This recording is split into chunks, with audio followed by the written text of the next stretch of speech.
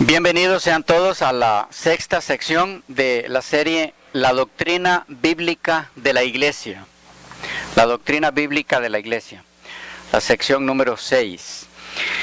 Nos corresponde entrar en el texto número 6, de paso, que no siempre coinciden. Hechos 8:1. Hechos 8:1. Dice así la palabra del Señor. Y Saulo consentía en su muerte. En aquel día hubo una gran persecución contra la iglesia. Ahí está, eclesía. En aquel día hubo una gran persecución contra la iglesia que estaba en Jerusalén. Y todos fueron esparcidos por las tierras de Judea y de Samaria, salvo los apóstoles. El término eclesía aquí, nuevamente, describe una sociedad organizada de cristianos. Mediante persecución, esta iglesia local fue grandemente dispersada, nos dice el texto. La iglesia, entonces, no solamente puede ser reunida, sino que también puede ser dispersada. Eso es importante entenderlo. Muchos de aquellos quienes componían esta sociedad, sus miembros, fueron corridos de Jerusalén. Así todo, esto no demolió completamente esta iglesia local, ni causó su disolución, por cuanto leemos en Hechos 15 que continuó existiendo y floreciendo mucho. De paso, esta gran persecución fue dirigida contra la totalidad del cristianismo de entonces, toda vez que era representado tan solo por la iglesia que estaba en Jerusalén. La persecución que sobrevino a la iglesia de Jerusalén dio un gran impulso a la obra del Evangelio. El éxito había acompañado la ministración de la palabra en ese lugar. Y había peligro de que los discípulos permanecieran demasiado tiempo allí, desatendiendo la comisión que el Salvador les había dado de ir ¿por dónde? Por todo el mundo. En vez de enseñar a los nuevos conversos a llevar el Evangelio a aquellos que no lo habían oído, corrían el peligro de adoptar una actitud que indujera a todos a sentirse satisfechos con lo que habían realizado hasta el momento, para dispersar a los representantes donde pudieran trabajar para Dios. El Señor permitió entonces que fueran perseguidos, ahuyentados de Jerusalén. Los creyentes, dice el texto, iban por todas partes anunciando la palabra. Interesante que aquí no tenemos solo lo que estamos analizando, que es el significado del término iglesia, sino también lecciones de por qué permitió Dios que fueran perseguidos. Para que no se aglomeraran, diríamos, sino que se esparcieran. ¿Ok? La muerte de Esteban jugó un papel muy importante aquí. Fue la señal para una campaña inmediata de represión contra la iglesia de Jerusalén. Si leemos este párrafo en su contexto más amplio, llegaremos a la conclusión de que los helenistas de la iglesia, el grupo del cual Esteban había sido un conductor, si leemos bien el libro de los Hechos, los helenistas constituyeron el blanco principal de ataque y en su mayoría debieron salir de Jerusalén. A partir de este momento, la iglesia de Jerusalén parece haber formado un grupo mayormente hebreo. Hasta su dispersión en el 66 después de Cristo, y aún más en el exilio después de esto, luego de que el emperador Adriano volvió a fundar Jerusalén en el 135 después de Cristo como colonia romana con el nombre de Aelia Capitolina, la iglesia de Jerusalén fue una comunidad completamente gentil cristiana, sin continuidad alguna con la iglesia judeo-cristiana de Jerusalén del siglo I. Pero tenemos aquí entonces en este texto, hermanos, que la iglesia es una entidad que puede ser perseguida. Ese es el punto que quisiera enfatizar aquí, entre otras lecciones que hay. Hay muchas cosas más en cada uno de los textos que vamos a ver, aparte del significado del término iglesia, pero no debemos perder el hilo. La iglesia perseguida. Ahora, es importante que entendamos que el texto, cuando dice, en aquel día hubo una gran persecución contra la iglesia que estaba en Jerusalén. Aquí hay algo importante.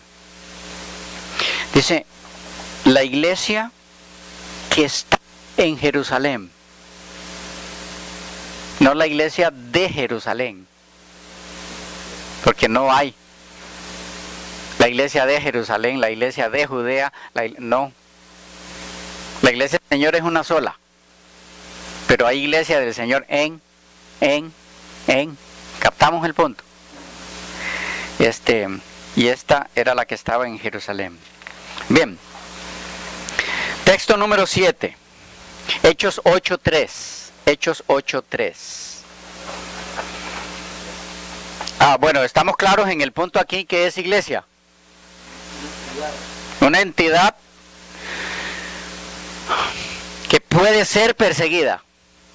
Por lo tanto, no puede ser una institución. Nadie puede perseguir una institución, un edificio. Luego más adelante vamos a ver la forma en que aún Elena de White utiliza el término iglesia para aplicárselo a un local. Ella habla de construir iglesias en determinadas ocasiones. Cuando lleguemos a ese punto, van a notar que es una forma de hablar,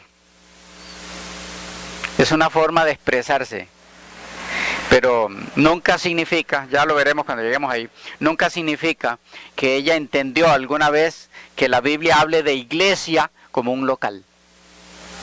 ¿Ok? Son formas de hablar, formas del lenguaje, pero llegaremos ahí. Texto número 7, Hechos 8:3. Hechos 8:3. Dice, y Saulo asolaba la iglesia. Aquí está el término otra vez. Este es muy importante por lo que sigue. Dice, y entrando casa por casa, arrastraba a hombres y a mujeres y los entregaba en la cárcel. Leámoslo de nuevo. Y Saulo asolaba la iglesia. Aquí está, eclesía. Y entrando casa por casa, arrastraba a hombres y a mujeres y los entregaba en la cárcel. ¿Qué tenemos aquí? ¿Qué define como iglesia este texto? O sea, en este texto, ¿qué se define como iglesia? Bueno, dice que a esa entidad que la Biblia llama a través del apóstol, o a través de Lucas aquí, iglesia, a lo que Lucas llama aquí iglesia, dice que es una entidad que era asolada. Entendemos asolada, ¿verdad? Perseguida al extremo.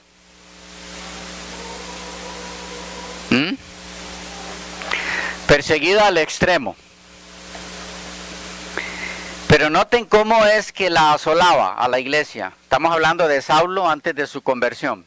¿Cómo lo hacía? Dice, entrando casa por casa, de casa en casa. ¿Qué hay ahí? Ahí hay un concepto clave de iglesia. Dice que la iglesia era perseguida de casa en casa. Siquiera está hablando acá, por lo menos en este texto, de persecución cuando estaban reunidos. Era asolada la iglesia, estando los miembros de esta en sus propias casas. ¿Qué hay ahí? Esto significa que la iglesia, valga la redundancia, es iglesia, aún estando cada uno de sus miembros en sus propias casas. A ver si vamos acomodando esto. No es iglesia por congregarse, pero congregados también son iglesia. ¿Vamos captando? Pero no es el congregarse lo que la constituye en iglesia. La convierte en iglesia de Cristo al ser el cuerpo de Cristo. Pueden estar todos en diferentes lugares en el mismo momento, cada quien en su casa, y ahí está la iglesia. ¿Captamos el punto?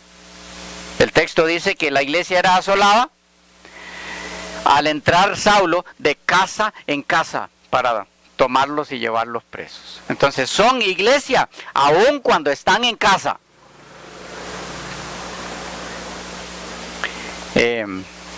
A esa iglesia, que es iglesia estando en su casa cada uno de los miembros, Pablo les dice, no es bueno que no se congreguen, no dejando de congregarse, como algunos tienen por costumbre. Pero no es congregarse lo que los convierte en iglesia, sino que no es bueno que la iglesia no se congregue. ¿Captamos la diferencia? Porque congregados, estando juntos, nos motivamos más unos a otros que permaneciendo cada quien en su lugar. Bueno, Saulo perseguía a la iglesia. Evidentemente la palabra eclesía aquí ilustra un grupo organizado e identificable, compuesto de discípulos del Señor Jesucristo, confesos y mutuamente comprometidos. Este pasaje no le brinda ningún soporte alguno a la noción de que la iglesia existe solamente cuando está congregada. Es muy importante captar eso. Saulo devastaba la iglesia entrando a cada casa de sus miembros. No el lugar corporativo de reunión en el pórtico de Salomón en ese caso. Y arrastrando a los hombres y mujeres a la cárcel. O como lo expresara F.F. Bruce, provisto de la autorización necesaria de parte de los dirigentes sumos sacerdotes del Sanedrín, asoló, hablando de Saulo, asoló a la iglesia, arrestando a sus miembros en sus propias casas y enviándolos a la cárcel. A lo que Raúl Caballero Yocou añade, Saulo decididamente violenta cada casa de creyentes en Cristo. Podemos decir entonces junto con Simon J. Kissmaker que Lucas lo presenta a Saulo como un hombre quizá de unos 30 años de edad, decidido a eliminar a la iglesia de Jesucristo. Lucas presenta a Saulo como el inquisidor de Jerusalén que buscaba destruir la iglesia, atacando como una bestia salvaje a sus indefensas presas. Al ir casa por casa, nos dice este autor, Saulo va espantando a los cristianos, metiéndolos en la cárcel.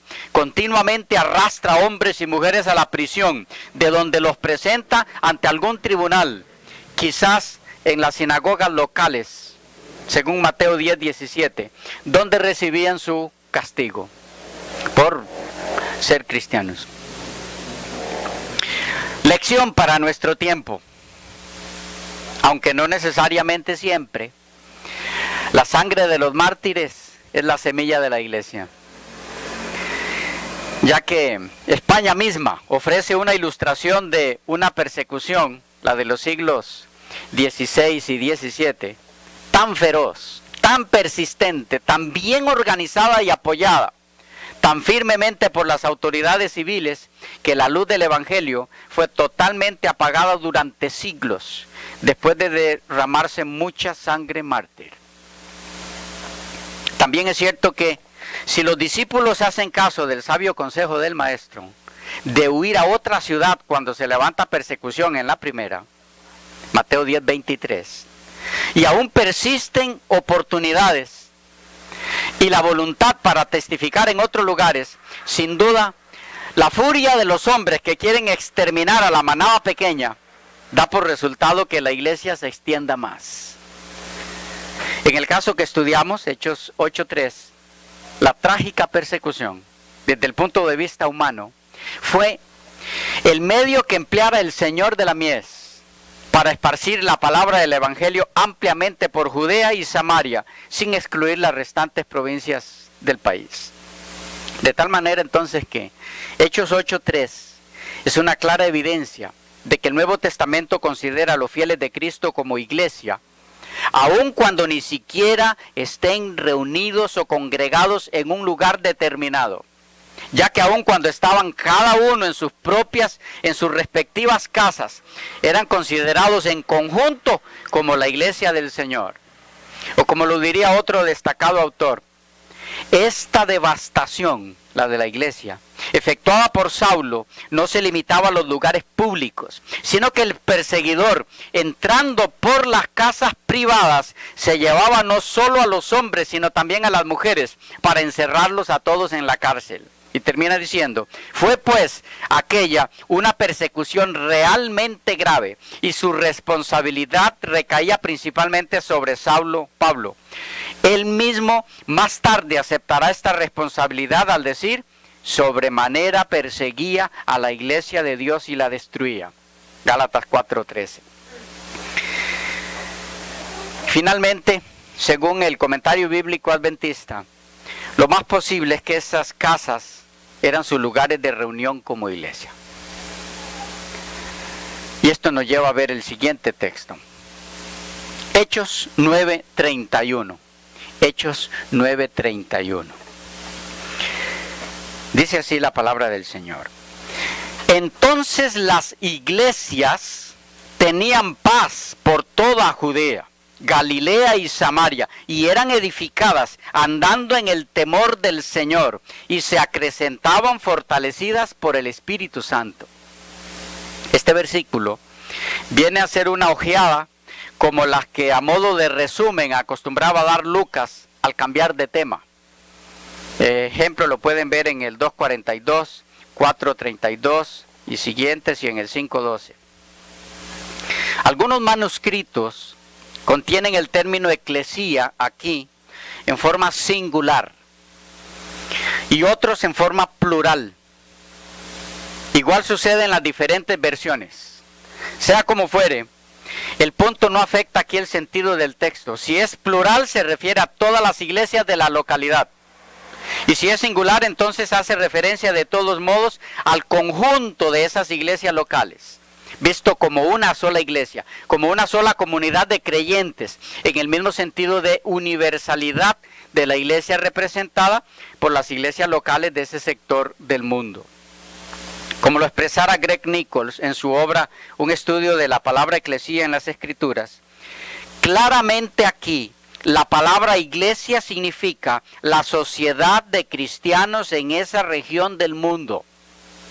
Si la palabra es singular, entonces describe esa sociedad como un todo colectivo. Si es plural, entonces ve esa sociedad en términos de sus partes componentes. Léase iglesias locales. Cualquiera que fuera el caso, el asunto es que la sociedad cristiana de Palestina, compuesta por las iglesias de Palestina, atravesó un periodo de paz compartida y salud espiritual. En este texto puede observarse que la iglesia de Cristo en Palestina como entidad corporativa, es decir, como cuerpo de Cristo, unidas todas como una sola, gozaban de dos cosas. ¿Qué encontraron ahí? Gozaban de descanso corporativo como cuerpo. Dice, entre tanto la iglesia gozaba de paz por toda Judea, Galilea y Samaria. Y dos, gozaban de edificación corporativa como cuerpo. El texto dice, y era edificada. Luego, el texto procede a informarnos respecto a la razón por la que gozaba de estas dos bendiciones. a saber, porque andaban en el temor del Señor. Y este andar en el temor del Señor trajo como resultado el crecimiento numérico. O como lo dijera Lucas, y se acrecentaban fortalecidas por el Espíritu Santo.